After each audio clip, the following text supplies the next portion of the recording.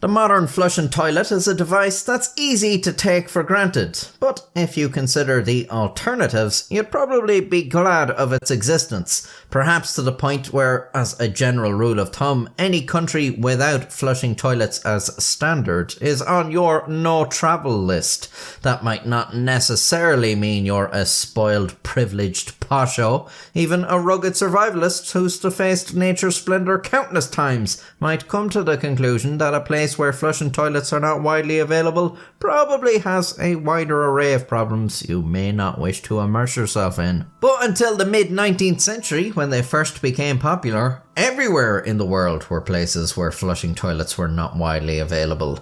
People will generally survive just fine without this majestic invention, but sometimes its absence did indeed lead to other problems. Perhaps the worst, most diabolical toilet-related incident in history occurred in 1184 in the German city of Erfurt. At this time, Germany was part of the Holy Roman Empire, ruled over by Emperor Frederick Barbarossa. A few years before the toilet incident, Frederick's cousin and ally, Henry the Lion, was one of the most powerful German princes of his time, ruling a vast territory across Germany and beyond. However, by 1180, Frederick and Henry had fallen out, and Frederick had Henry stripped of his lands. They were fragmented and divided among various rulers, causing instability in parts of the empire as nobles bickered over who got what, questioning each other's authority to rule over Henry's old lands. Two of these rivals were Landgrave Louis III of Thuringia and Archbishop Conrad of Wittelsbach. Their dispute over the lands continued for years until Emperor Frederick had to get involved in 1184. Frederick ordered his 18-year-old son, Henry VI, King of Germany, to mediate the situation, which must have been a very pressing and important issue indeed, because King Henry supposedly had to divert a military campaign from Poland to the German city of Erfurt. I swear this is leading to the toilet. Here, Henry convened a meeting with Louis and Conrad and about 100 other local nobles, bishops and prominent citizens. In a 2-story building near Erfurt Cathedral, the assembly gathered on the upper floor to discuss land disputes and hopefully settle the argument between Louis and Conrad. However, while the nobles were fraternizing before the meeting officially began, the upper floor's wooden support beams, which were rotten, gave way, sending the floor and the crowd standing on it plummeting below. On the lower floor, the impact of people and debris was enough to cause another collapse, and some victims fell again.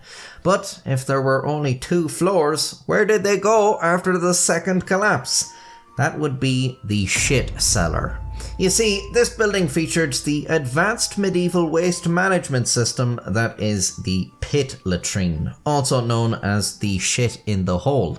The latrine led to a cesspit of waste, which some genius had apparently designed to sit under the wooden floor of this building in Erfurt, resulting in the nobles literally falling into a pit of shit. Approximately 60 nobles were killed in this incident, either by the impact of the fall, or in the crush of debris and bodies, or by way of drowning in human waste. King Henry and Archbishop Conrad survived by clinging to a stone window alcove in which they had been chatting before the disaster. They held on until they were rescued with ladders. Louis III also survived, although he had fallen in the collapse. In the aftermath of the event, King Henry is said to have left Erfurt to resume his military campaign, leaving the dispute between Conrad and Louis unresolved. It's unknown how this issue was further addressed, if at all.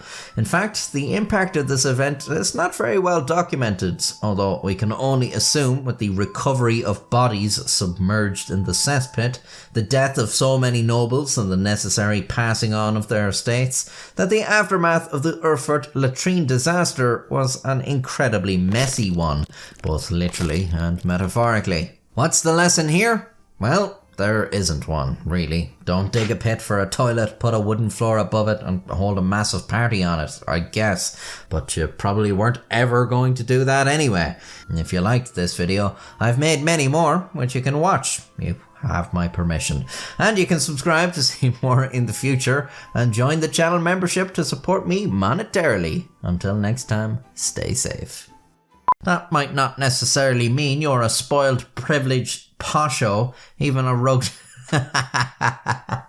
Two of these rivals were Landgrave Louis III. Because King Henry supposedly had to divert a military campaign. Fuck you. Here, Henry convened a meeting with Louis and Conrad.